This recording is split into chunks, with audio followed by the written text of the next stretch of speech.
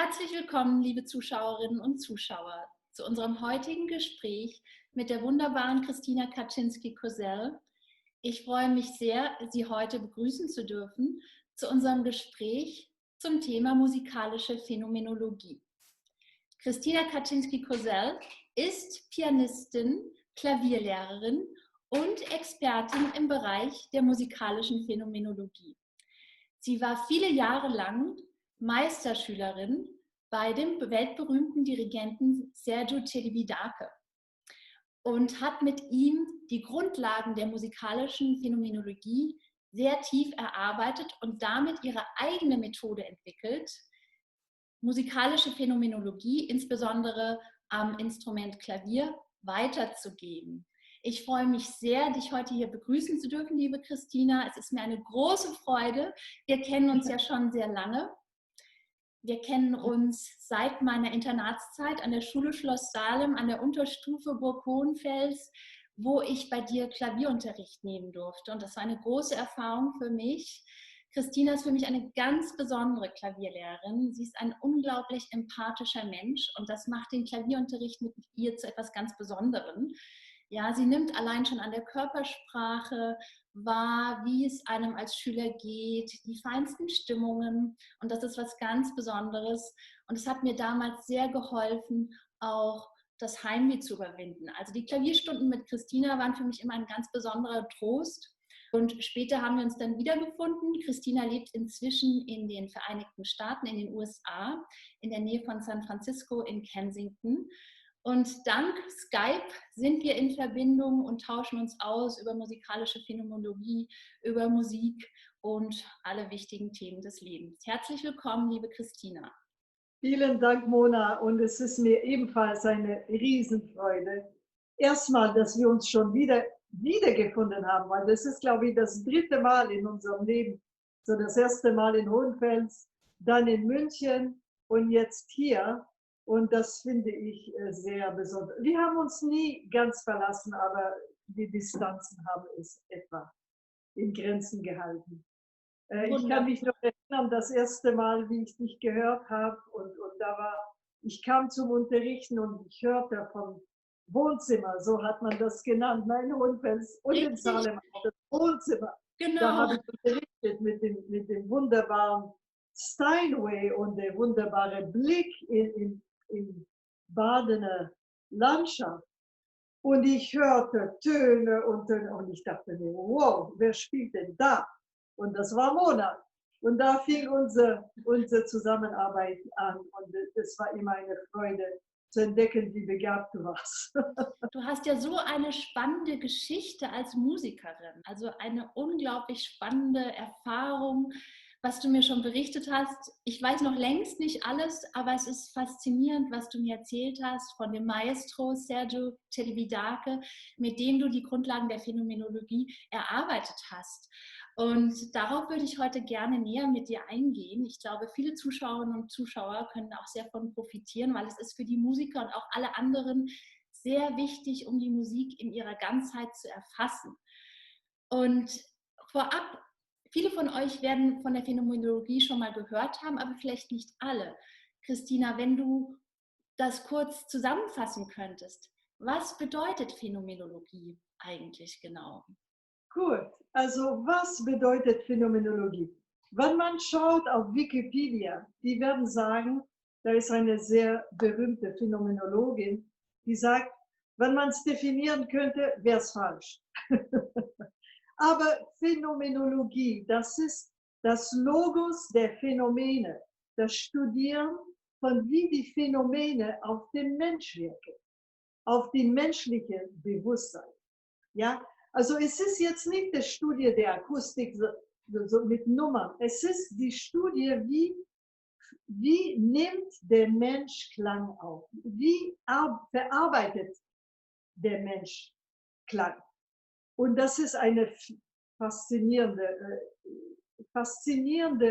Wissenschaft. Ich möchte sagen, es ist eine Wissenschaft für Musiker. Hat im Grunde genommen Sergiu Celibidache entwickelt. Weil die Phänomenologie ist eine philosophische Bewegung. Ja? Aber das hat er genommen und hat es musikalisch angewendet. Und das ist das Faszinierende.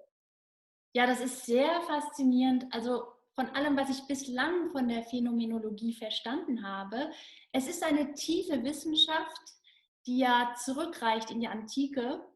Also die Vorfahren sind Pythagoras und andere wichtige Philosophen. Und ich verstehe es insbesondere neben der Wissenschaft als Haltung für Musiker, also wirklich eine Orientierung für Musiker, die Musik in ihrer Ganzheit in Verbindung zu erfassen.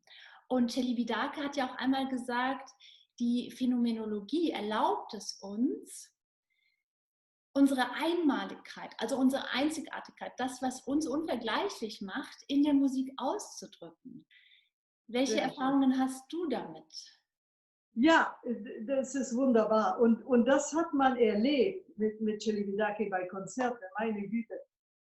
Wir waren sehr jung da am Anfang, wir waren vielleicht 5 oder 6 Schüler, die auf irgendeine Weise gemerkt haben, bei diesem Mensch geschieht was anderes. Es ist anders als die anderen Konzerte. Und diese Einmaligkeit, sich selbst zu sein, das hat Celibidache ohne weiteres gelebt. Für uns war das ein Prozess. Ja, also für mich war das ein Riesenprozess. Ich kann sagen heute, dass ich das lebe, ich kann das sagen, aber es war zu der Zeit, wo ich studiert habe, ich konnte es als Zuhörer könnte ich da erahnen, aber nicht als Künstler, nicht als Musikerin. Und das, warum ich das sage, ist, weil das ist ein Prozess der Befreiung durch die Musik. Und das ist einmalig. Ich kenne keinen Musiker, der in der ganzen Musikwelt, heute oder gestern, der das bewusst mitgeteilt hat, was das für ein Prozess ist. Und weil Celibidache hat nicht geschrieben, das heißt, was bleibt, ist bei seinen langjährigen Schülern. Hier etwas, jeder mit unserer Persönlichkeit haben wir etwas davon bekommen und möchten das gerne weitergeben. Also so geht es mir jedenfalls. Ja, das sprudelt förmlich aus dir heraus. Und nicht umsonst, also auch bevor wir über Phänomenologie das erste Mal gesprochen haben, also damals, als ich dich kennenlernte, in der Burg Hohenfels, damals habe ich schon wahrgenommen, dass es so dieses Besondere gab mit dir, was ich nicht mit sehr vielen Menschen teile, aber das ist so jenseits der verbalen Sprache zu kommunizieren, über die Musik. Und ich glaube, das ist so auch die Grundlage der Phänomenologie. Und das hast du so tief verkörpert bis heute. Und es ist wunderbar, dass das jetzt auch einen Namen hat, ja, dass man das zuordnen kann. Aber das ist eine besondere Gabe, die du damit auch zum Ausdruck bringst. Und ja, was mich sehr interessieren würde, du hast einmal angedeutet, dass du vor wenigen Jahren eine besondere Erfahrung hattest mit der Phänomenologie. Das würde mich interessieren. Was hat es damit auf sich? Ja, also das war, es ist etwas, das war ein Hinblick in eine andere Welt. Also es war ein Morgen, ich gehe zum Klavier, ich hatte gerade Debussy das erste Buch Präludium aufgenommen in San Francisco und ich war sehr erleichtert, dass das gemacht war, weil wenn man das macht, ist immer sehr spannend. Und ich gehe am Klavier und ich spiele eine Scarlatti-Sonate. Und die spiele ich durch und wann das zu Ende war, ich konnte das nicht fassen. Was ist jetzt passiert? Das war die ganze Lehre, natürlich durch meine Jahre Praxis und Klavierüben, da kamen immer wieder Erkenntnisse. Aber an dem Tag, es kam alles zusammen. Und alles hat Sinn gemacht. Die ganzen Begriffe der Phänomenologie, die manchmal sehr schwierig sein können, wie zum Beispiel Räumlichkeit oder Höhepunkt oder Direktionalität oder intersubjektive Betreffbarkeit. Es gibt sehr komplizierte Begriffe, die wir durch die Jahre gelernt hatten mit Celibidache. Aber an dem Tag war die Musik von Anfang bis Ende, das war da. Anfang bis Ende war zusammen. Und ich war in Schock. Ich war in einem Zustand von Schock, weil, weil das war sowas anders, als ich gedacht habe. So diese Erfahrung, weil wenn man das hört von Transzendenz, man glaubt immer, oh ja, ja, ja, man lebt ab und was weiß ich. Nein, das war mein Bewusstsein, der anders war, aber ich war da. Es war alles ganz normal, aber es war unglaublich. Das Ja, ist faszinierend. die Amerikaner haben ein wunderbares Wort dafür. Die nennen das Epiphany, also eine Offenbarung, wie kann man das sonst nennen, ja, Erleuchtung, eine musikalische Erleuchtung, Mhm. Mhm. kann man das fast nennen. Ja. Natürlich, nachher habe ich gedacht, oh, da muss ich schauen, wie ich das unterrichte, wie ich das weitergebe. Faszinierend. Und daraus hast du dann die Methode entwickelt, mit der du arbeitest. Ja, peu Insbesondere, à peu. Das war schon vorher natürlich. Mein ganzes ja, Klavierspielen war davon geprägt, aber es wurde immer bewusster. Ja. Dann ja. eigentlich habe ich ein Buch angefangen, denn ich wieder jetzt hoffe, dass es bald rauskommt. Das ist toll, dass es endlich ein Buch zur musikalischen Phänomenologie von dir geben wird. Ja, Ich hoffe auch sehr mit musikalischen Beispielen von dir. Das wäre doch wunderbar. ja, das wäre wunderbar. Das wäre wunderbar. Ja, ja, das stimmt. Also ich möchte sagen hier, wir sind begrenzt durch die mechanische Aufnahme. Wie du weißt, Chili Mhm. Richtig, hat, richtig. hat absolut keine Aufnahme machen wollen, weil er hat gesagt, es ist nicht das Gleiche. Es ist nicht das gleiche Tempo, weil die Aufnahme, zuerst mal muss man natürlich sprechen, was ist Tempo im phänomenologischen Sinn. Tempo ist nicht eine Geschwindigkeit, sondern eine Bedingung, damit alle Kontraste und Erscheinungen zum Leben kommen. Und er hat immer gesagt, das kann man mit der Aufnahme nicht machen. Und deswegen hat er das konsequent verweigert. Und ich muss sagen, Gott sei Dank, weil er hat uns damit gezeigt, dass es eine andere Welt gibt. Weil sonst wäre alles konsumiert mit Aufnahmen. Nicht, dass ich nicht gerne Aufnahmen höre. Ich höre auch gerne Aufnahmen. Aber ich weiß, dass es nichts zu tun hat, fast würde ich so weit gehen, nichts zu tun hat mit das, was ich mit Chili Vidake erlebt habe. Ja, das ist schon erstaunlich. Celibidache, er war ja eine sehr eigenwillige Persönlichkeit und er hat das ja wirklich verweigert, also die Konservierung der Musik auf Tonträgern. Er war entschieden dagegen und er hatte damit eine sehr starke Haltung ins Leben gebracht und sich damit nicht nur Freunde gemacht, natürlich auch Gegner. Und das war natürlich eine extreme Haltung, die er eingenommen hat, aber die vielleicht auch notwendig war, um dieses Phänomen zu verkörpern. Kann man denn sagen, ist die Phänomenologie sozusagen, also die musikalische Phänomenologie natürlich, das musikalische Pendant zur absoluten Jetzt-Präsenz, dem Hier und Jetzt? Ja, das kann man auf jeden Fall sagen, weil in einer Probe, das ist, was geschieht. Da ist überhaupt das Hier und Jetzt sehr wichtig. Aber da gibt es eine andere Komponente. Es gibt bei Musikgeschehen ein Anfang und ein Ende.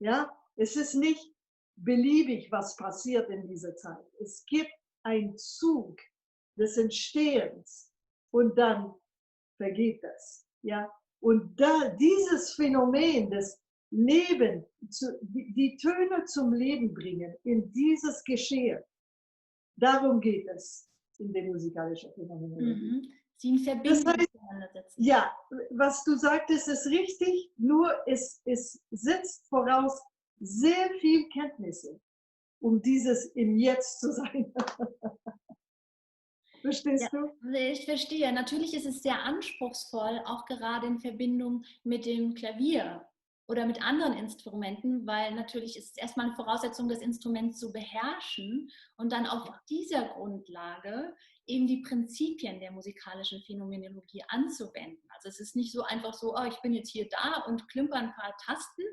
Das ist es nicht. Es ist weitaus mehr. Es ist ziemlich anspruchsvoll. Und wie du sagtest, Mona, interessant ist, dass diese ganzen Kenntnisse, sogar das Klavier als technisches Instrument, in diesem Moment ist nicht gedacht.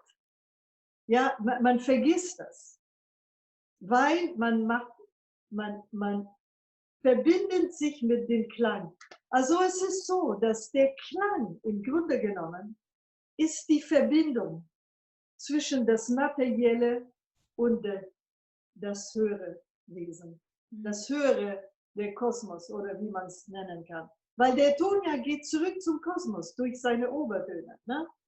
Also so wie der Klang stirbt, da gehen wir ihm nach. Und in dem ist die Verbindung vom Materiellen zum Immateriellen. Ja, das hat auch sehr viel mit der Ewigkeit und mit der Zeitlosigkeit zu tun. Zeitlosigkeit, absolut, ja. Das klingt natürlich jetzt alles sehr esoterisch, aber wenn ich zum Beispiel, würde ich gern auch für unsere Zuhörer ein kleines Beispiel. Wunderbar. Das, was Celibidache immer gemacht hat am Anfang von seinem Unterricht. Weil es ist kurz und jeder kann es verstehen. Also.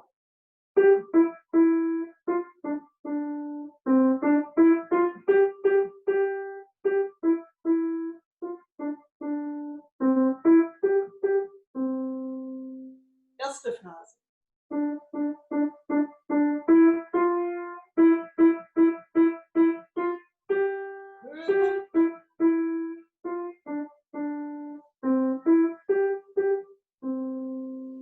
Also da hat man gehabt in dieses kleine Lied, ja, eine Introduktion zum Thema, abschließen, Kontrast, Höhepunkt, zurück. Als großes Ganzes, in Verbindung zu. Als großes Ganzes, sogar in dieses kleine Lied. Ja. Wenn man das kapiert hat, und viele Musiker sagen, ja, das ist ja einfach. Nein, es ist nicht einfach, weil wenn du das kapierst, dann kapierst du.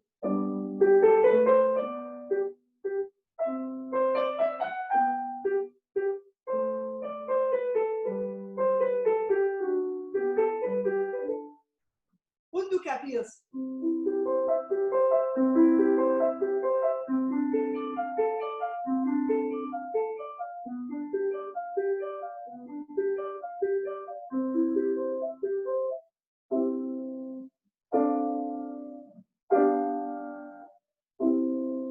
Introduktion, Kontrast, noch mehr, zurück. Das ist die Kadenz. Wenn du die Kadenz verstehst, kannst du klassische Musik verstehen. Als Musiker. Aber nicht nur spielen, nicht alles gleich. Das ist, was die Pianisten machen. Die Tonika klingt wie die Dominante. Nein, das geht nicht. Du hast die Tonika, die Dominante, die Tonika, die Tonika.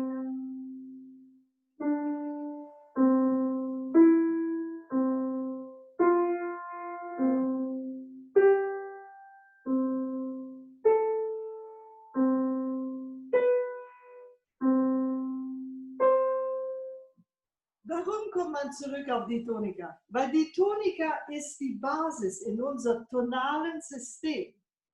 Die Basis, worauf alles von dem alles sich entwickelt wird. Jede Intervalle, ob man da bewusst ist oder nicht, so ist es. Jedes Stück, von, ob das Chopin ist oder ob das Bach ist, Beethoven, die ersten Takte sind die Introduktion in diese Tonalität. Ja? Dann, es geht.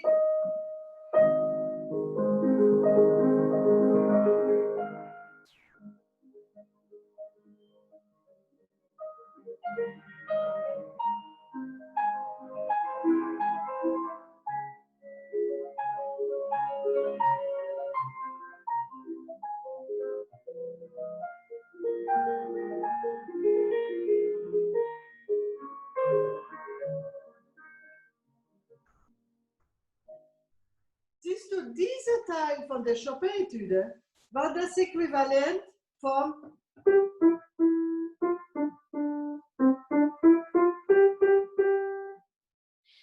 aber es war viel ausgedehnter. Das heißt, die Menschen haben ihr Bewusstsein erweitert von dieses Volkslied zu der Chopin-Etüde oder zu der Beethoven-Sonate oder die Brahms-Symphonie. So ist die Entwicklung der Musik gegangen. Aber man findet den Kern in diese kleines Lied. Genau.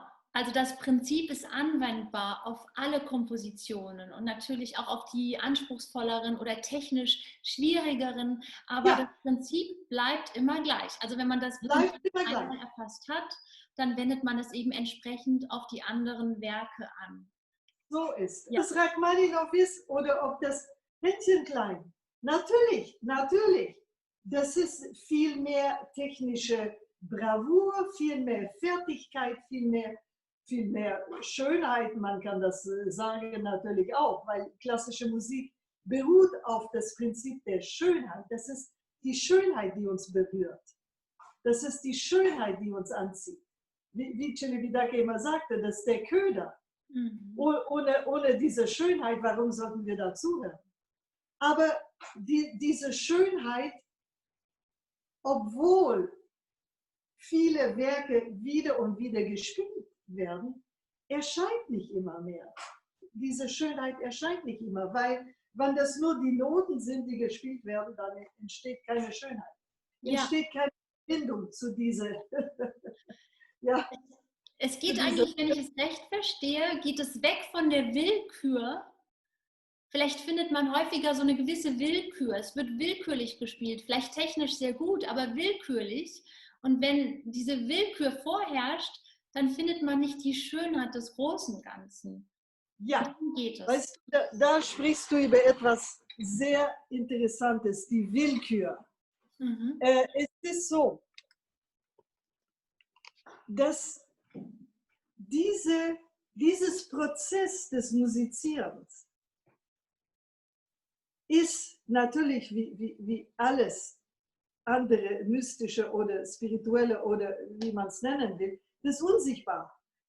Wenn jemand ins Konzert geht und einer dirigiert oder einer spielt Klavier und haut drauf und so, manche Leute merken das nicht. Und deswegen gibt es so eine Art Publikum und heutzutage natürlich die Konzertwelt. Worum geht es? Dass die Karten verkauft werden, dass es ein paar Stars gibt. Und ich meine, die sind unglaublich. Ich will nicht sagen, dass diese Klaviergötter, die es heute gibt, nicht gut sind. Die sind fantastisch. Aber die machen was ganz anderes, als was wir besprechen hier. Sie spielen, sie machen Effekte. Sie machen unglaubliche Effekte. Sie machen Gefühle bis zu einem bestimmten Punkt. Sie beherrschen das Instrument viel zu viel. Aber ich weiß nicht, ob sie eine Phrase spielen können. Sehr oft ist das nicht der Fall. Eine Sonatine. Ich höre sehr oft, wenn ich bei Jury von Wettbewerber bin, kleine Jungen, 13, 14, Chopin-Ballade. Meine Güte, es ist alles da, aber es ist nicht unbedingt Musik. Das heißt, könnte er eine Kuhlau-Sonatine spielen? Nicht unbedingt. Und die Kuhlau-Sonatine ist das Kern der Sonatenform. Du hast ein Thema, du hast ein zweites Thema in der Dominante meistens, du hast eine Durchführung und du hast eine Rekapitulation. Wenn du das in der Kuhlau-Sonatine machen kannst, dann eventuell wirst du das in der Beethoven-Sonate machen kannst. Aber wenn das nur Effekte sind, dann bleiben nur Effekte. Also du sagst damit, das ist ja schon ein Stück weit auch desillusionierend, was ich gerade höre, in der Musikwelt, und danke für deine Ehrlichkeit, aber in der Musikwelt herrscht sehr viel Sensationsheischerei. Es geht um Verkauf und dieses Verständnis für die Gesetzmäßigkeiten der Musik, das darf noch stärker ausgeprägt werden, dank der musikalischen Phänomenologie. Vielen Dank, Mona. Ja, es ist leider ein bisschen ein Konsum geworden. Ja, man geht ins Konzert und konsumiert. Der Zuhörer hat auch einen Teil von diesem Musikgeschehen. Wenn der Zuhörer offen ist, dann kann er dieses Geschehen verfolgen. Und dann geht es tiefer in ihn herein, als nur, oh, das war schön, oh, ja, das war gut. Und übrigens diese Schönheit, was man im alltäglichen Gebrauch, das ist nicht die Schönheit von dem Celibidache gesprochen hat. Wenn er über Schönheit gesprochen hat, das ist ein Zustand, der nicht zu diskutieren ist. Das ist das grenzt an Wahrheit, wie er sagte. Schönheit ist auf dem Weg zur Wahrheit. Also darf dieses Bewusstsein noch stärker ausgeprägt werden. Es ist ja momentan sehr viel die Rede von neuem Bewusstsein, gesellschaftlich. Das ist eine wunderbare Entwicklung. Und das darf auch in der Welt der Musik geschehen. Und Gott sei Dank gibt es Musiker wie dich, die das weitergeben und die den Geist Celibidaches weitergeben. Natürlich, du gibst deinen eigenen Geist dazu. Es ist eine Verbindung. Und zum Glück gibt es solche Musiker wie dich und es darf noch viel stärker ausgeprägt werden. Deswegen herzlichen Dank für diese Initiative, für die Zuhörer und für die Musiker. Also ich verstehe es so, beide brauchen es. Ja, das Publikum, wie du sagtest, das Publikum darf sensibilisiert werden und den Unterschied erfahren und die Musiker. Es sollte eigentlich unterrichtet werden von klein auf, schon im Kindergarten. Natürlich. In der Natürlich, Schule. auch klein auf. Weißt du, Mona, das ist so. Was sollte ein Kind lernen, wenn er Klavier lernt? Er lernt Tonika.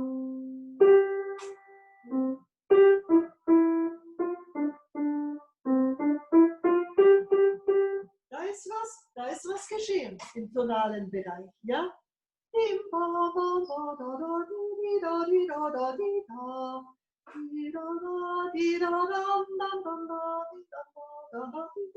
Das kann ein Kind verstehen. Das kann ein Kind verstehen. Wie ist es beim Menuett?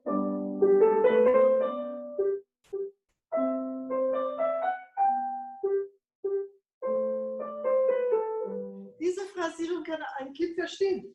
Eine Kuhlau-Sonatine. Und natürlich, ich meine, damit die Kinder das lernen, müssen es die Erwachsenen lernen. Und das ist nicht einfach. Weil die Erwachsenen, die Musiker, haben so viele Jahre geübt und gearbeitet und Unterricht und Stunden und Jahre und Jahrzehnte. Und jetzt kommt jemand und sagt, nee, das ist nicht Musik, was du machst. Oh. Das kratzt am Ego. Das mag niemand hören. Ja. Und Ego, klar. Weißt du, der Celibidache war so streng mit allen, weil er als junger Mensch, nachdem er Generalmusikdirektor der Berlin Philharmoniker war und eine riesen Karriere und einen riesen Erfolg hatte, ist sein Lehrer zu einem Konzert gekommen und ist nachher hinter der Bühne gegangen und hat gesagt, alles Quatsch, was du machst, sagte Celibidache. Ich, der große Dirigent, was? Alles falsch, was du machst. Hast nichts gelernt und ging raus. Celibidache, ein Herzanfall beinahe. Aber am nächsten Tag ist er zu ihm gegangen und hat gesagt, was meinen Sie? Das. Er hat wieder angefangen, von vorne, mit kleinen Formen, das versuchen zu kapieren, was er gemeint hat. Und er als großer Dirigent hat das gemacht. Was hat er von anderen erwartet? Dass sie mindestens ein bisschen auch etwas so Ähnliches machen. Ja? Verstehst du? Faszinierend, ja, diese Demut. Einfach sich zuzugestehen, Genau. Ja, ich gehe zurück, ich lasse mein Ego hinter mir, ich gehe zurück um der Musik willen, also für etwas Größeres. So ist es. Und es ist sehr schwer für die Musiker, weil sie haben den Eindruck, sie verlieren alles. Aber dabei verlieren sie nichts, weil sie gewinnen. Sie verlieren nur die Illusion, dass etwas war. Genau, es ist dieses absolute Loslassen, in dem man alles gewinnt. Und so hieß es ja Ja, schon im Sanskrit, Nada Brahma, alles ist Klang. Also wir finden alles im Klang. Und deswegen lohnt es sich, zu diesen Wurzeln zurückzukehren. Und du bist eine der Vertreterinnen der musikalischen Phänomenologie. Und bei dir kann man zu diesen Wurzeln zurückkehren. Deswegen kann ich, liebe Zuschauerinnen und Zuschauer, ich kann Christina nur empfehlen, wenn ihr Interesse habt, wendet euch bitte an sie. Wir werden unter das Video auch ihre Kontaktdaten schreiben, also ihre E-Mail-Adresse, ihre Telefonnummer, da könnt ihr sie kontaktieren und erreichen. Sie unterrichtet auch über Skype, über Videocall. Also es ist möglich um den ganzen Globus. Und es wird auch noch ja. weitere Projekte für die Phänomenologie geben. Also ich bin ganz gespannt. Es wird Workshops, Seminare geben und so können wir uns hier weiterentwickeln. Liebe Christina, ich möchte dir ganz herzlich danken für diesen ersten Einblick in Danke die dir. musikalische Phänomenologie. Es war eine Freude, faszinierend. Herzlichen Dank dafür und lieben Dank, liebe Zuschauerinnen und Zuschauer, für eure Aufmerksamkeit und bis zum nächsten Mal. Danke.